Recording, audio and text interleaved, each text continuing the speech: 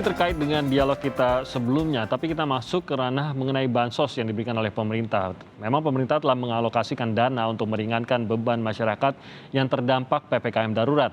Presiden Joko Widodo saat mengumumkan perpanjangan PPKM darurat pada Selasa malam menyatakan pemerintah telah mengalokasikan anggaran perlindungan sosial sebesar 55,21 triliun rupiah berupa bantuan tunai, bahan pokok, kuota internet, dan subsidi listrik. Presiden juga menyebut akan memberikan insentif untuk 1 juta usaha mikro.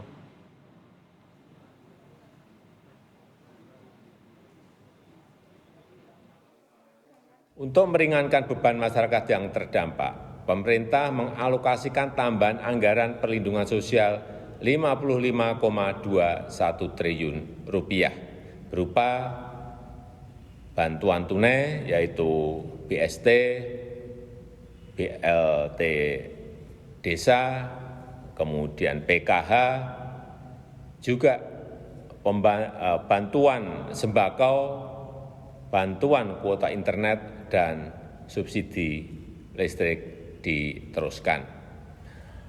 Pemerintah juga memberikan insentif untuk usaha mikro informal sebesar 1,2 juta untuk sekitar 1 juta usaha mikro, dan saya sudah memerintahkan kepada para menteri terkait untuk segera menyalurkan bansos tersebut kepada warga masyarakat yang berhak.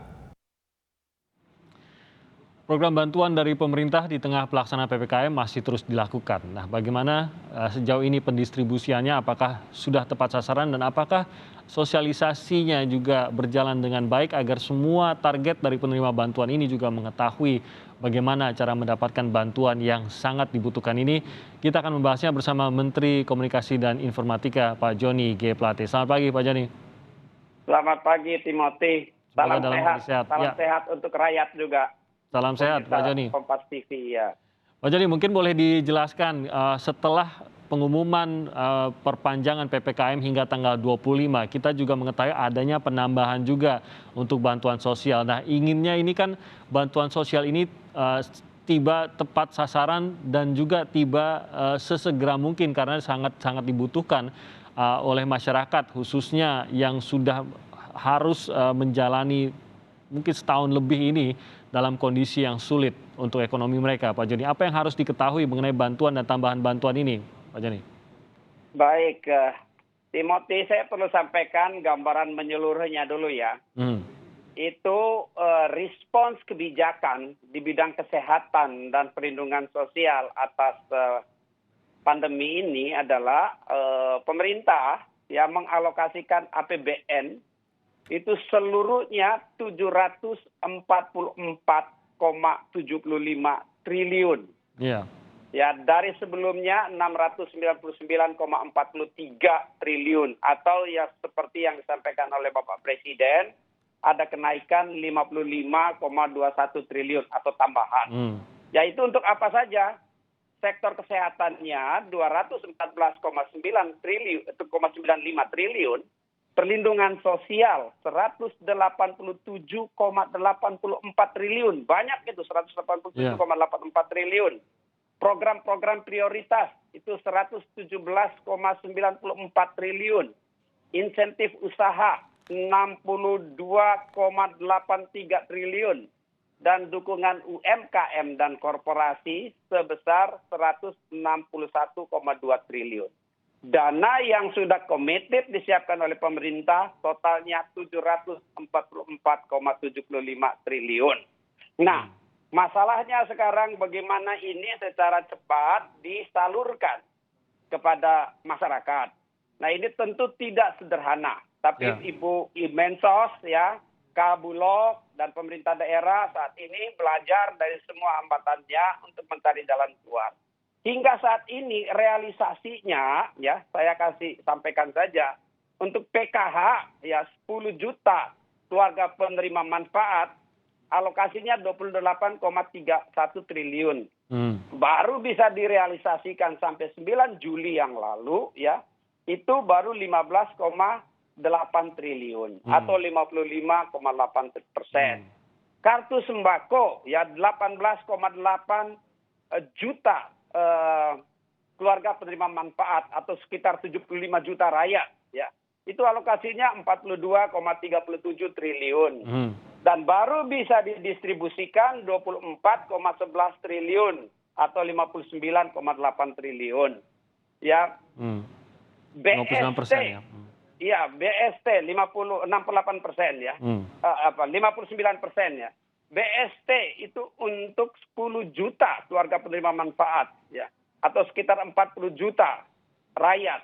Itu alokasinya 17,46 triliun. Hmm. Baru bisa dialokasikan 12,31 triliun. Hmm. Ya, 68,1%. Oke. Dan BLT desa ya itu untuk 8 juta keluarga penerima manfaat atau setara dengan 32 juta rakyat, itu alokasinya 28,8 triliun. Hmm. Ya baru bisa didistribusikan 5,6 triliun atau 19,4%. Sejauh ya. Ya. Ini masalah didistribusinya begitu seriusnya, walaupun sudah tersedia dana. Karenanya koordinasi dan kerjasama pemerintah pusat dan pemerintah daerah ya itu sudah ya berulang-ulang kali dirapatkan untuk diperbaiki.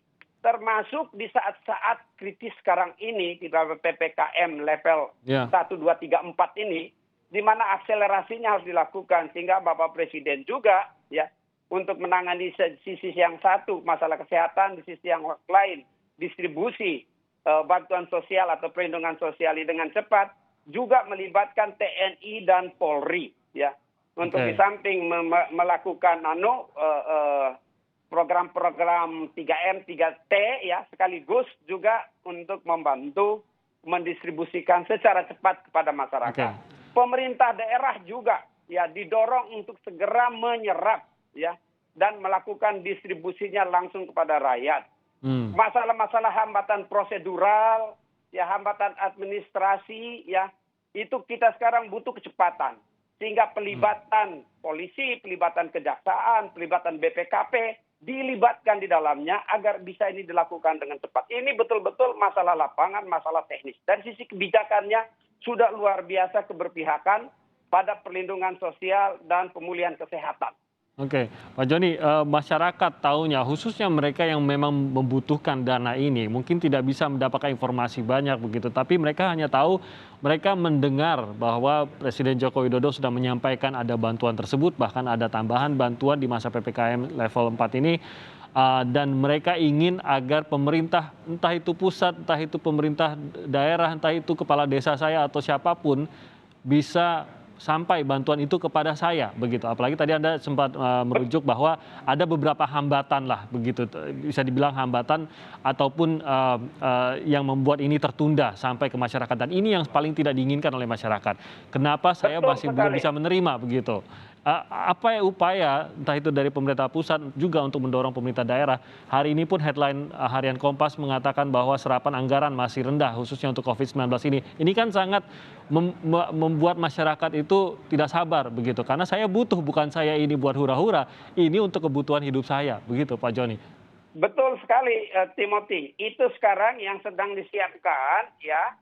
Intervensi-intervensi kebijakan, bagaimana itu dilakukan dengan cepat. Sekarang ini di bawah koordinasinya Pak Menko Marinvest, kita ratas bersama pemerintah daerah, lintas kementerian lembaga itu sehari bisa 2-3 kali kalau itu dilakukan. Bagaimana untuk mempercepat dua hal, masalah kesehatan, khususnya di masalah kesehatan ini, vaksinasinya juga harus cepat, karena ini sangat hulu ini. Vaksinasi itu begitu efektifnya untuk mencegah tingkat kematian.